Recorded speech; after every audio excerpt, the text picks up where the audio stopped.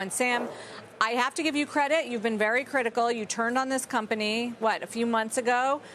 Despite a lot of the analysts saying now's a good time to buy, you said it's going to be bumpy from here. So I assume you feel pretty vindicated, given what we heard last night.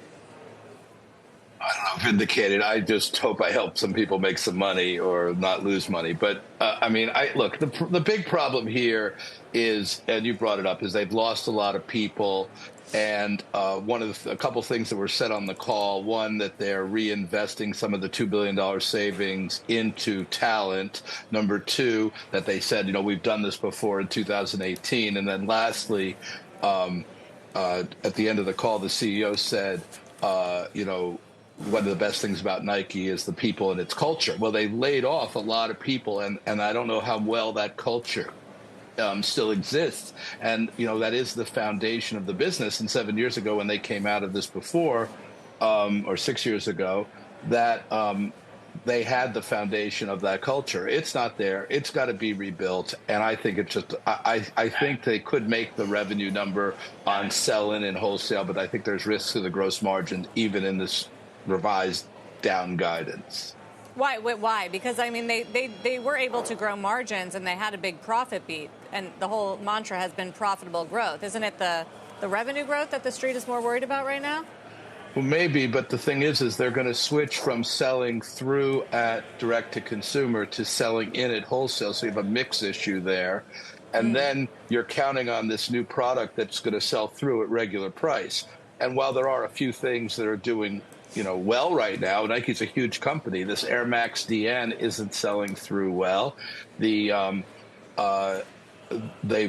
pulled back on the three shoes that you mentioned before, but they're telling you they're selling more of those into wholesale.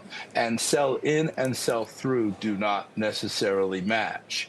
And that's the problem here. It is, I think the back half guidance is still hopeful, and Nike has a lot of leverage with their retail partners to say you got to take this. So their wholesale book is a lot of, we really need you to take this.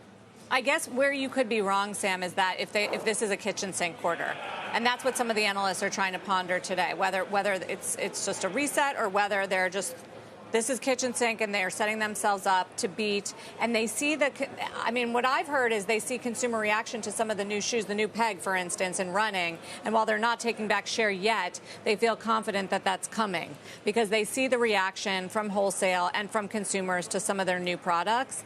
And that should sort of ignite the turnaround. That's the bull case. It should. The question is, will it? And the thing is, if you compare this company to Adidas, had a lot of their core classic products sort of nascent for a while. They're bringing that back while they develop new product. Here, you've got your best product you have to pull back on, and you have your fingers crossed on the new product. The Air Max DN is not working. The sell-through rates on like the Jordan 4 that launched a couple weeks ago are disappointing, to say the least. A lot of that stuff's going to have to get marked down. They felt very confident at the end of the third quarter that the back half of this year would be better. Now they feel less confident. I don't think all that bad news is out of this thing yet. Well, we certainly appreciate you joining us. Stock down 19%. At some point, Sam, does it get interesting here? It's already sold off double digits into the print. Now down another almost 20%. Well, I lowered my price target to $67, but what I would say this is, they have to prove that they can, they know what's going on, that they have the people and the culture to do it. And I think that, at the end of the day, is the real question. You can look back, but it's a totally different crew there now, and I would argue it isn't as established a crew as what they've had in the past when they've got out of this in the past. So, if things improve, that's the underlying problem of the whole thing. Sam I think that's what everybody missed going into the quarter. Thank you. Yeah, you've been warning about that for a while. Sam Poser, thank you very much. And one other comment that I heard from some of these top executives, Carl, we talk a lot about Hoka taking share.